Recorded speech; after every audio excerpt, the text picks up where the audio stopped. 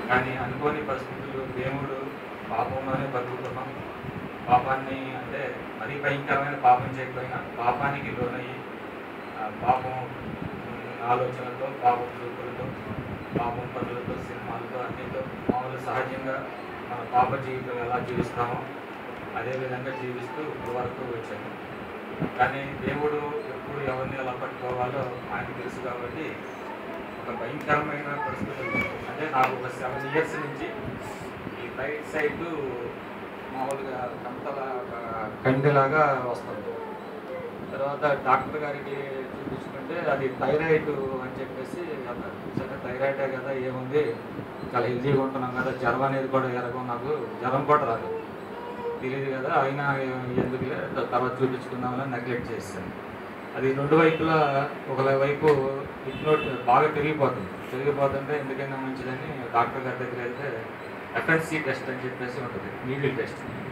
అది చేసి డాక్టర్ గారు రిపోర్ట్ ఏమి ఇచ్చారంటే this is the thyroid cancer అని రిపోర్ట్ ఇచ్చారు. ఇంకా నాకు 3 ఆడగలలో ఆ అమ్మాయితో పెద్ద అమ్మాయి మాట్లాడతారు. ఇంకా నా పరిస్థితి ఎలా ఉంటుందో మీరు ఆలోచించండి.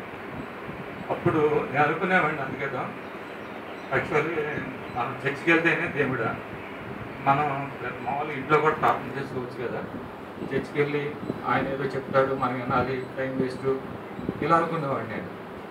చర్చికి వెళ్తే ఒక ప్రార్థన, ఒక పాస్టర్ గారు ఉంటారు, ఆయన కొన్ని శక్తులు ఉంటాయి, ఆయనతో దేవుడు మమేకమై ఉంటాడు, ఆయన ప్రార్థన చేస్తే మనకి స్వస్థత వస్తుందనే విషయం నాకు తెలియదు.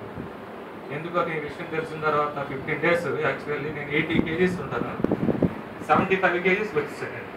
అంటే ఒక మనోవేదన, ఏం చేయాలి, ఎవరున్నారు నాకు తోడు, నాకు సెస్ తరఫున ఎవరు లేరు, నాకు ఎవరు లేరు, ఏంటి మనకి ఎవరు చూడాలని ఆలోచించే పరిస్థితుల్లో నా పాప ఈ చర్చికి వస్తుంది,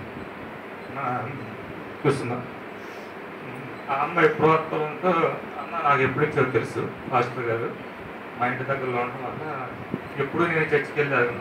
ఒక సాయంత్రం హైదరాబాదులో వెళ్ళి ఆపరేషన్ చేయించుకుందాం అన్న పరిస్థితుల్లో రోజు సాయంత్రం నేను వచ్చి, అన్న ఇది నా పరిస్థితి, ఇప్పుడు నాకు ప్రార్థన చేయాలంటే ఆయన ప్రార్థన చేసి నన్ను వెళ్ళు, నీకేం లేదు, నీ ప్లాంట్స్ మొత్తం కరిగిపోతాయి, నీ ప్లాంట్స్ అది కాదని రిపోర్ట్ వస్తుంది, నువ్వు దేవుడిని నమ్ము, నేను ప్రార్థన చేస్తానని ప్రార్థన చేసి హైదరాబాద్ వెళ్ళిన తర్వాత ప్రార్థన మామూలుగా సర్జరీ చేశాను. సర్జరీ చేసి బయాప్సీకి పంపిస్తే బయాప్సీలో అది క్యాన్సర్ కాదని రిపోర్ట్ వచ్చింది.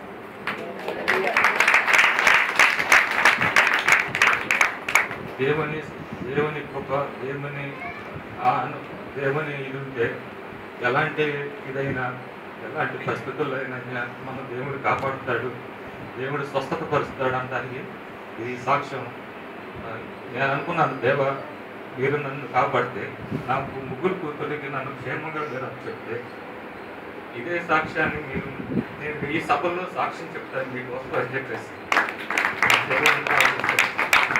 దేవుడు అంటే ఏమి తెలియని రోజుల్లో కూడా దేవుడికి తెలుసుకుని దేవుని కృపకి పాత్రమైనందుకు, దేవుని కృప నా మీద కుమ్మరించబడినందుకు కృతజ్ఞతగా, అంటే బలవంతంగా కాకుండా దేవుడు నాకు ఈ జీవితాన్ని ఇచ్చాడు, నా జీవితాన్ని నేను దేవునికి అర్పించాలి, పాపానికి దూరంగా బతకాలని కృతజ్ఞతా భావంతోనే ఏమి ఆలోచించుకోకుండా, అన్న నేను వచ్చి బాప్తిసం తీసుకుంటాను మీ చర్చిలో, ఇంకా దేవునికి దగ్గరగా బతుకుతాను, దేవుని అంత మాదిరి కాకపోయినా దేవునికి దగ్గరగా బతుకుతాను అన్న, నాకు మీ పర్మిషన్ ఇవ్వండి అంటే సంతోషంగా అన్న నాకు బాప్తిసం ఇవ్వడానికి అంగీకరించారు.